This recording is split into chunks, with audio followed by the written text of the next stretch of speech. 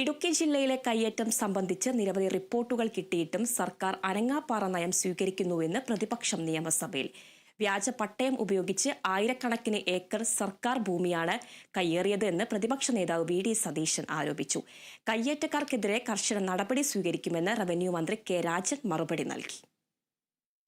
ഇടുക്കി ജില്ലയിലെ വൻകിട ഭൂമി കയ്യേറ്റം സഭ നിർത്തിവെച്ച് ചർച്ച ചെയ്യണമെന്നാണ് പ്രതിപക്ഷം അടിയന്തര പ്രമേയ നോട്ടീസിലൂടെ ആവശ്യപ്പെട്ടത്. ഇടുക്കിക്ക് പുറത്തുള്ള ആൾക്കാരാണ് ജില്ലയിൽ കയ്യേറ്റം നടത്തുന്നതെന്ന് അടിയന്തര പ്രമേയത്തിന് അവതരണാനുമതി തേടിയ മാത്യു കുഴനാടൻ MLA ആരോപിച്ചു.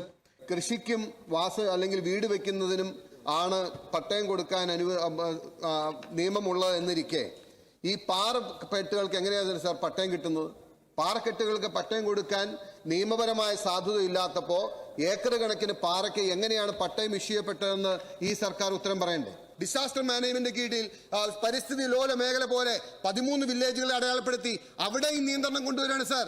ഞാൻ വളരെ വേദനയോടുകൂടി പറയുന്നു, അങ്ങ് പ്രഖ്യാപിച്ച ഇടുക്കി പാക്കേജ് എന്ന് പറയുന്നത്, ഇടുക്കി പാക്കേജിൽ 1 രൂപ നൽകിയില്ല എന്ന് മാത്രമല്ല, അങ്ങ് പ്രഖ്യാപിച്ച ഇടുക്കി പാക്കേജ് എന്ന് പറയുന്നത് ഇടുക്കിയിൽ നിന്നും ജനങ്ങളെ പാക്ക് ചെയ്യുന്ന ഒരു പരിപാടിയായിരുന്നു എന്ന് ഇപ്പോഴാണ് സാർ മനസ്സിലായത്. കയ്യേറ്റക്കാർക്കെതിരെ കർശന നടപടി സ്വീകരിക്കുമെന്ന് റവന്യൂ മന്ത്രി കെ. രാജൻ മറുപടി നൽകി. ഏതെങ്കിലും വിധത്തിലുള്ള ഉദ്യോഗസ്ഥന്മാർ സ്വാധീനങ്ങൾക്ക് വശപ്പെട്ട് ഏതെങ്കിലും തരത്തിൽ സർവേ മാറ്റിക്കൊടുക്കുകയോ ഭൂമി തെറ്റായി തണ്ടപ്പേര് കൊടുക്കുകയോ ചെയ്താൽ അത്തരം ഉദ്യോഗസ്ഥന്മാർ ഗവൺമെന്റിന്റെ റവന്യൂ വകുപ്പിന്റെ ലിസ്റ്റിലുണ്ടാകില്ല എന്ന കാര്യത്തിൽ ഒരു സംശയവും അങ്ങേക്ക് വേണ്ട. കയ്യേറ്റങ്ങളില്ല എന്ന് ഞാൻ പറയുന്നില്ല. ആ കയ്യേറ്റങ്ങൾ തുടർച്ചയായ അന്വേഷണത്തിന് വിധേയമാവുകയാണ്.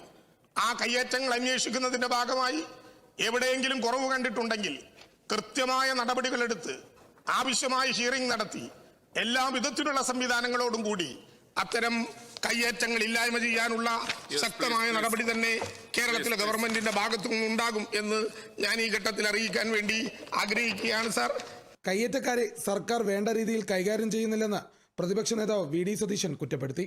വ്യാജ പട്ടയം ഉണ്ടാക്കി ഇവരെ കയ്യേറ്റം നടത്തുന്നു എന്ന് വില്ലേജ് ഓഫീസറും താലൂക്ക് സർവേയറും എല്ലാവരും നിരന്തരമായി റിപ്പോർട്ട് കൊടുത്തിട്ടും ഒരു നടപടി സ്വീകരിച്ചില്ല. സാർ ഇപ്പൊ സ്വീകരിച്ച നടപടി എന്താ? ഇപ്പൊ വലിയ വിവാദമായപ്പോൾ അവിടെ കൊണ്ടുപോയി ബോർഡ് വെച്ചു, ഇത് സർക്കാർ ഭൂമിയാണ് എന്ന്. പഴയ പരിപാടിയാണ് അവിടുത്തെ. അത് നമ്മൾ ഇങ്ങോട്ട് പോന്നു കഴിയുമ്പോൾ ഈ കയ്യേറ്റക്കാരെ തന്നെ അതെടുത്ത് തോട്ടിൽ എറിയും. അടിയന്തര പ്രമേയത്തിന് അവതരണാനുമതി നിഷേധിച്ചതോടെ പ്രതിപക്ഷം സഭ വിട്ടിറങ്ങി. Kerala vision news, Thiruvananthapuram.